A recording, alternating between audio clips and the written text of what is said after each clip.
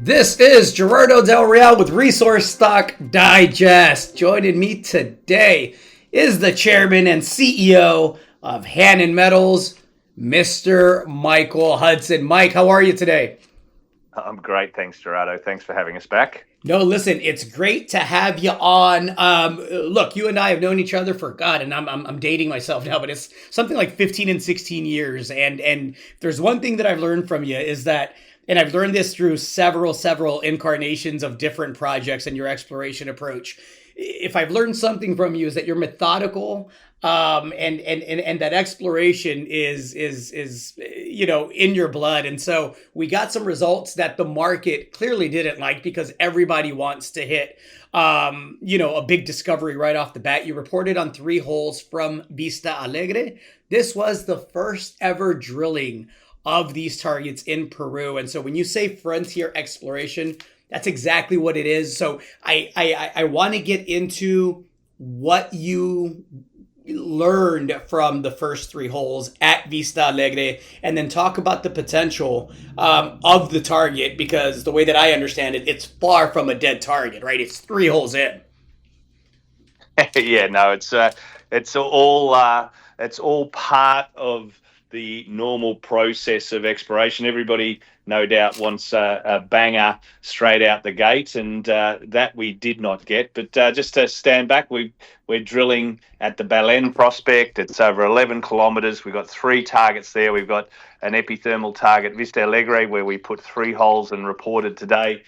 We've got Ricardo Herrera, which is the southern part where we're drilling, and then with the first hole now, and then Sortalecchio in the northern sector, which is undrilled, and we'll be going there in the next couple of months. So our aim was to put a couple of holes, 2 or 3 holes into each one of these systems, and learn, because we had never had a drill hole in these projects. There wasn't a drill hole within probably 50 kilometres of this new belt that we've discovered. No doubt there's a lot of mineralizing systems. We've got 18 porphyries or epithermal systems, and this is the first hole in. So what did we learn? Well, we targeted some chargeability anomalies, and the rocks looked interesting.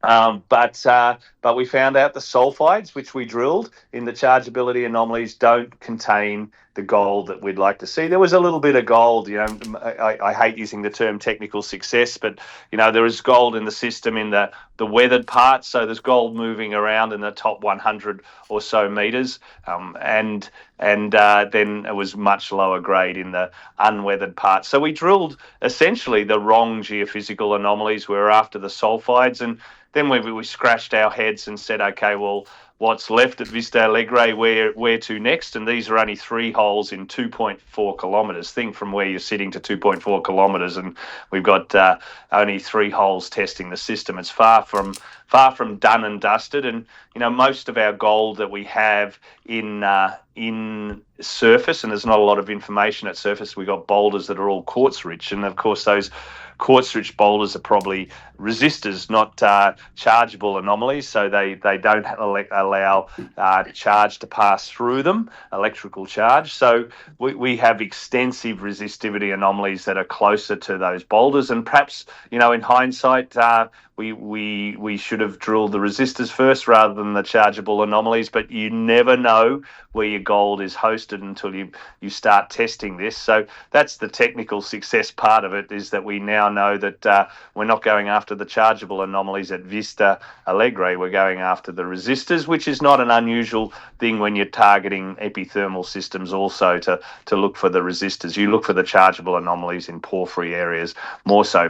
So definitely unfinished business, and we've got to get back to Vista Alegre and drill more. But the first 3 holes told us, a lot, a significant amount, and as we were waiting for those assays, we moved the rig to Ricardo, and we can talk about that perhaps too. Well, let's get into it. We do have a discovery at Ricardo Herrera. What we don't know yet, obviously, is the grade and where that is, but clearly a confirmed porphyry system that has mineralization. So I'll let you describe what you're seeing in the core and what's coming out of the ground, and just, how satisfied you are that at the very least at Ricardo, on the very first hole, you have an indication, hopefully, of which way to turn that rig, right? Yeah, so we're on our first hole. We've drilled it down to something like 600 odd meters, and most definitely, as we saw at surface, we're drilling into a porphyry. It's got veining across it. It's got sulfides. It's got pyrite. It's got the chalcopyrite. It's got molybdenite. But we don't know the grade overall. Like we played it down in the press release, and we don't want to trump up what we've got until the hole is logged and assayed. But we are drilling a porphyry, and the question is just what is the grade, and then where do we go to find more grade if we in what we're learning. And there's a number of different intrusive rocks at Ricardo Herrera that we've been able to map, and we know the early intrusive has more grade at surface, and the second porphyry that cuts that has grade but lesser. And so we've got to work out exactly what we've drilled and where we are in that whole chronology of overprinting intrusives. A lot of detail there, perhaps for non-technical people, but again, we're working it out. We absolutely have a discovery. We've drilled a porphyry, and we've drilled it over 400 or 500 meters. So that's a great first up result. Now let's target in on the grade, and that's our job and why we're still drilling. And we can't really talk too much about anything until the assays come out. Excellent. I like the approach. How are things coming at the Cripple Creek lookalike, the monster? Pick your name, pick your title for the property over at Previsto. Well, this is the main target, and we found that discovery 22 kilometres northeast of the Belen area where we're drilling now. And remember, just one more point, I mentioned that we've got to go to Sortalecchio after Ricardo Herrera, so we'll drill another hole at Ricardo and then go to Sortalecchio over the coming months. Previsto is earlier stage. We're doing the surface work and prospecting that area. It's a 5 by 5 kilometre area where gold exceeds 0.1 grams in soils, and we've been able to trench hundreds of metres at grams and in certain areas. And our challenge now is to find more of the high grade amongst the sea of low grade. We've got teams working consistently there, collecting more data. So there's a lot of information in the lab at the moment, and I think the scale of that system is lost on ourselves as much as it is the market, and we've got to get some information out there to demonstrate just the sheer vastness of the scale of this opportunity, which is no doubt an alkaline gold project, but also equally to the north, we have another porphyry there that is running very good superficial grades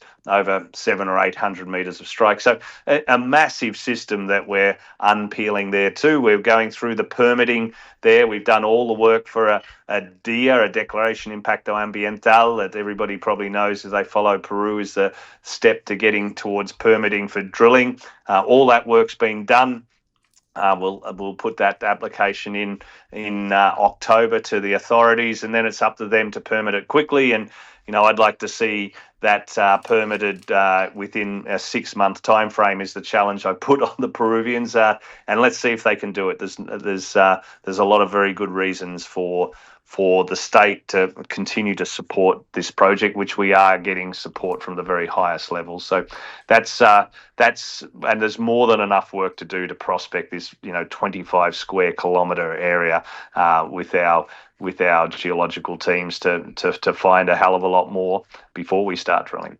I know you're conservative, Mike. You've guided that you expect a permit to be in hand if all goes the way we anticipate at Previsto by Q3 of 2026. I'm going to play devil's advocate and be my usual optimistic self here, but if the challenge is 6 months from October, is there the potential that we're drilling sometime in April or May? That's what we'd like to see. Absolutely, I can't make promises because it's not in my hands. But that's just the guidance I gave you and what we're discussing with the authorities, and let's see if they can turn it around. We've got a great team in Peru, people I've worked with for 30 years who are so well trained in working with all the stakeholders and government included and the regulators to try and make it as fast as possible. Remember, we were told we'd never be drilling in these areas and we'd never be able to get to work, et cetera, and that's absolutely been proven wrong. And we're drilling now, and we're getting a series of projects, and we've got new Miocene copper gold porphyry belt over 150 kilometres, and so we've advanced it, and I think the team's demonstrated that it can achieve things that others are skeptical about, and so we continue to push, and ourselves we're tainted with that optimistic brush also, and you can't get anything done in exploration without having that very optimistic viewpoint. If you're a pessimist, you're in the wrong business. No, I couldn't agree more. Listen, I was writing checks when some of those voices were telling me that there would never be a drill program executed in this part of the country. So it clearly, again, speaks to the approach, speaks to the methodical nature of you and the team. Kudos on that front. And look, it looks like we're going to be drilling here for several years, making several discoveries. We know the flagship is Previsto, but I couldn't be more excited still about these three targets and trying to get a discovery or two at the very least out of this initial program. Anything left to add, Mr. Hudson? Grassroots exploration at its finest, I think, is the way that I think about this project, and I remain extremely confident after the first drilling that we're onto these mineralizing systems, and I just can't wait. I wake up daily looking at the photos from the drill rig coming in across the Pacific to where I'm based here in Australia at the moment, and it's just a buzz and a thrill seeing what the everyday brings. Nope, that's why we do this. That's the fun stuff. Mike, appreciate your time. Thanks so much for the update. We'll chat soon. Thanks, Gerardo. Hey everybody, Gerardo Del Real here. If you're enjoying the content that you just saw, you can let us know in 3 simple steps. Hit the like button, hit the subscribe button, and please share across your network and on social media. Take care, everybody.